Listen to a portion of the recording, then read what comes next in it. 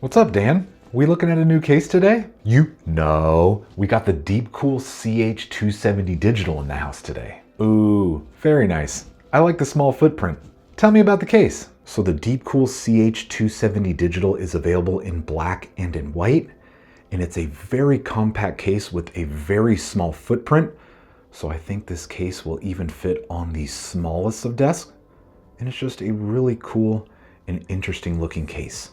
So let's go ahead and take a look at the exterior. So the front panel is completely mesh, and we have these really large inlets to let a lot of fresh air into the build.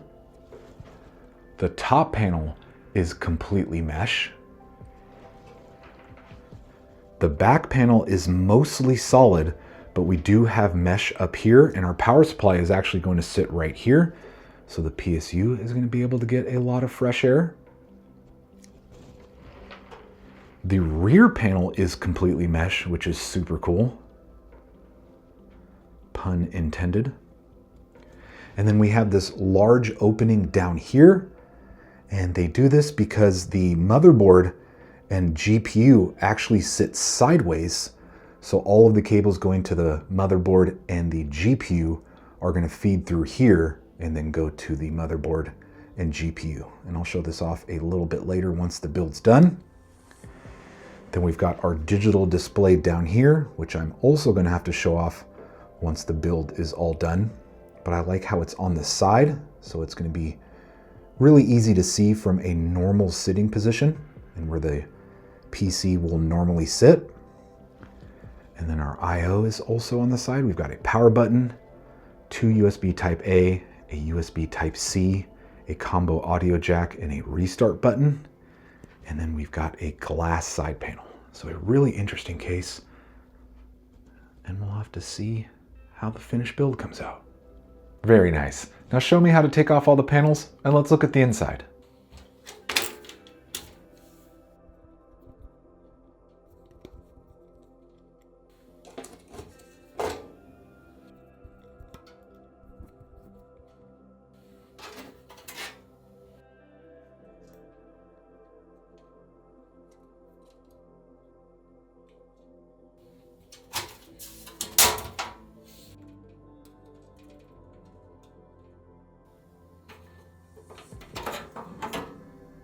So all of the panels have been removed, but there's a few things I want to talk about first, and that is the rear panel comes with a removable dust filter, and you can see I'm shuffling it around right here.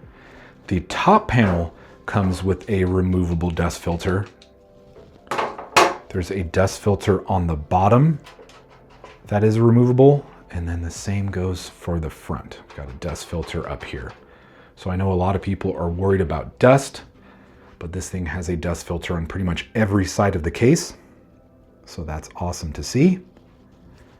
And then here is the bracket for your power supply. So if you want, you can mount your power supply directly to this bracket, then install it all in one unit up here in the top left corner. And there's a few things I didn't remove during this process. And the first one is the base. So you can actually remove this entire section right here if you want to, but I didn't feel it was really necessary for the build, so I kept it in.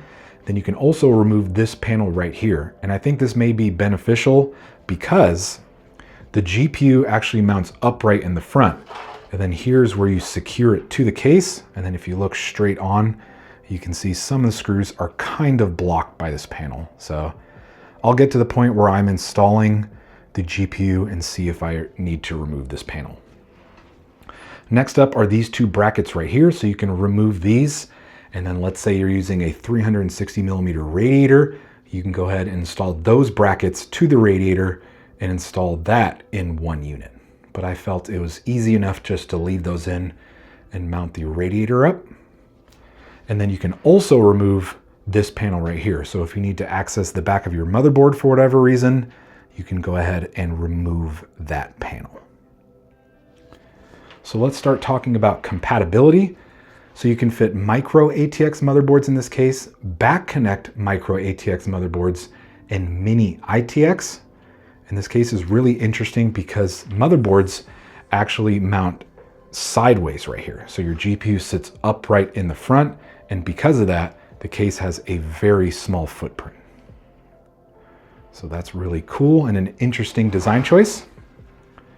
And you can fit graphics cards up to 413 millimeters in length when you're not using top fans. But if you are using top fans, you can fit a max length GPU of up to 388 millimeters. And then for air coolers, you have a maximum height of 174 millimeters. So you can fit some really tall air coolers in this if you wanted to. You can fit up to 6 fans total. You've got a 120 on the bottom, 3 120s on the rear, and 2 120s on the top, and then up to a 360 millimeter radiator on the rear. As far as power supplies, you can fit ATX PS2s up to 150 millimeters in length. Let's go ahead and take a quick look at the back. So here's all the cavities for back connect motherboards. So here's where all of the connectors are going to sit. And then because the power supply is mounted up top right here, and there's no access with the rear panel, what they did was they included this extension cable right here. So this plugs into your power supply. So you plug it in right here, and then your actual power supply cable comes in through here and plugs into this piece right there. And I really like how they color matched it to the case. And here's all of our connectors for the front I/O, like USB Type-C, USB Type-A, and everything that always comes with those. And those are thankfully all white as well. So a nice clean white build. So I think that does it as far as compatibility with the case. I'll include some specs down below if there's anything that I missed, but let me go ahead and flip this case on its side and we'll take a look at the bottom. So like I said earlier, the motherboard actually sits sideways. So that means all of our motherboard connections are now at the bottom. So you'll plug everything in right here. And here's also the plug for your PSU cable. And there's where your GPU is. So all of your monitor cables will come out here and then you'll route them all through here. And that should be a really clean look. And then down here, we also have this USB-A connector, and that's actually for the digital display. So you plug this into your motherboard right here, and we have some tie downs right here so you can clean up your cable management. So this plugs into your motherboard, and then you use the DeepCool Deep Creative software to mess around and change all of the vitals on the digital display. This sounds like it's going to be a really fun build. Let's get to it.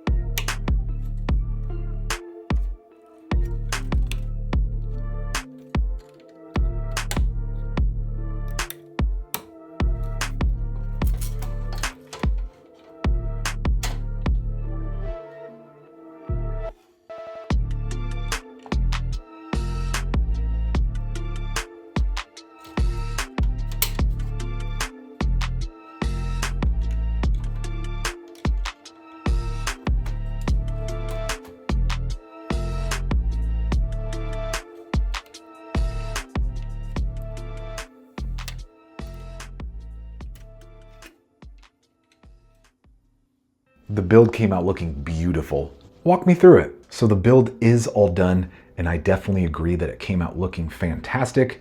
It's such a cool and unique case with such a small footprint. So overall, just a really beautiful build.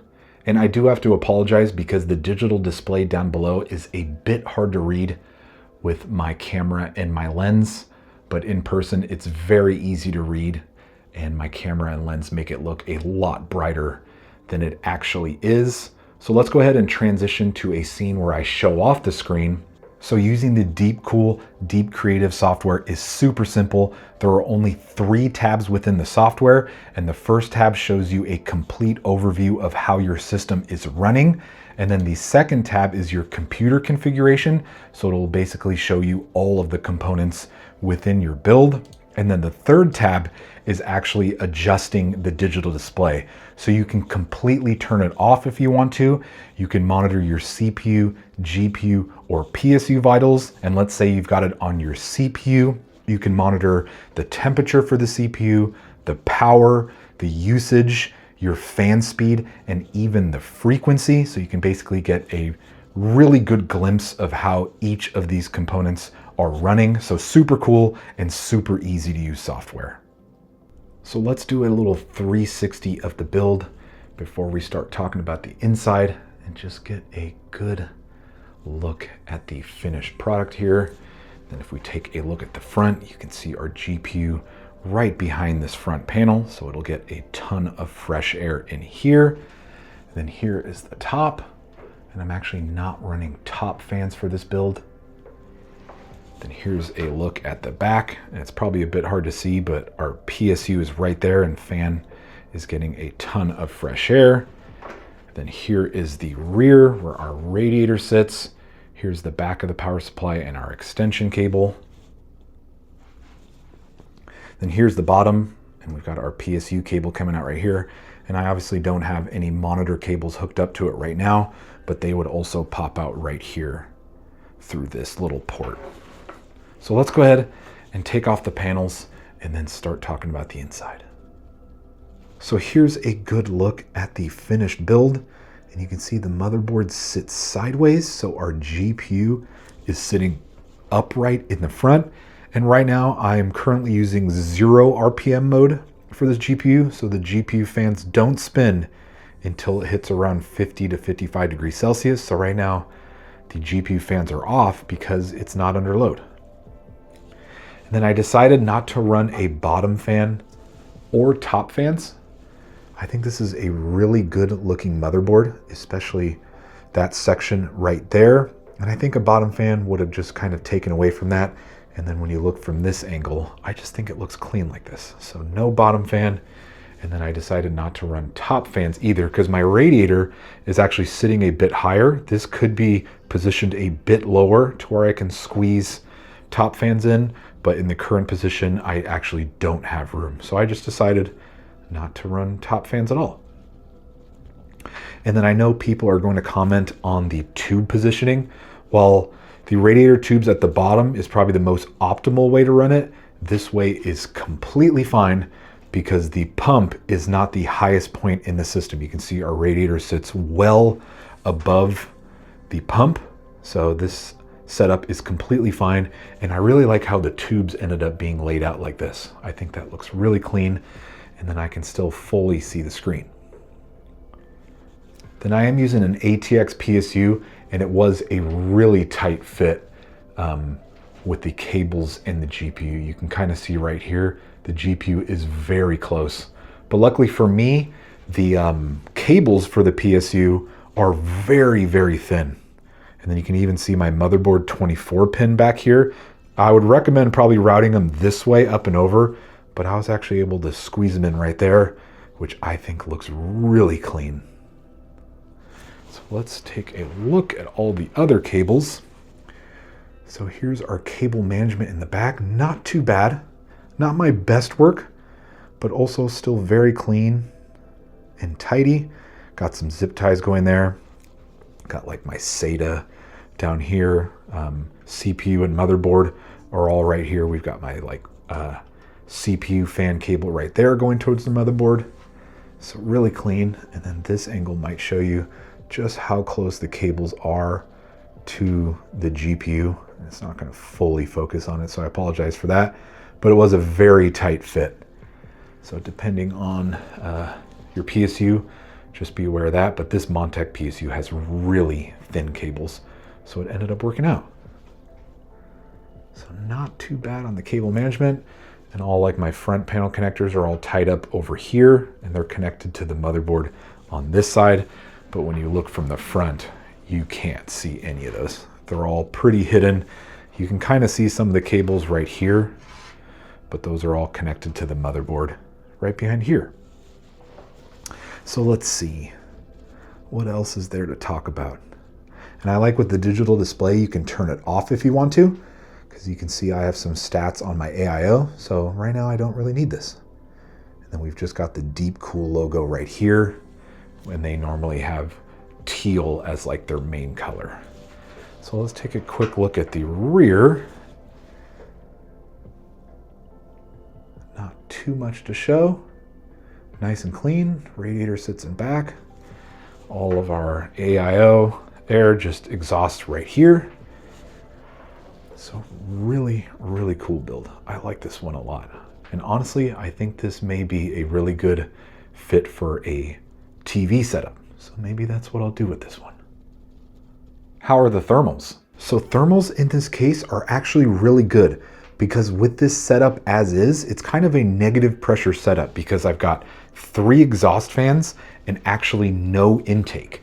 And then the GPU, once it's under load, it basically pulls in fresh air from the outside directly to the GPU. So we've got a 7800 X3D CPU, and then I ran a Cinebench R23 test, and the max temperature I saw was 77 degrees Celsius. And then when I was gaming, it was around the mid 60s. So temperatures were great for the CPU. And the GPU, this is a 5060 Ti, and the max temperature I saw was around, I think, 61 degrees Celsius.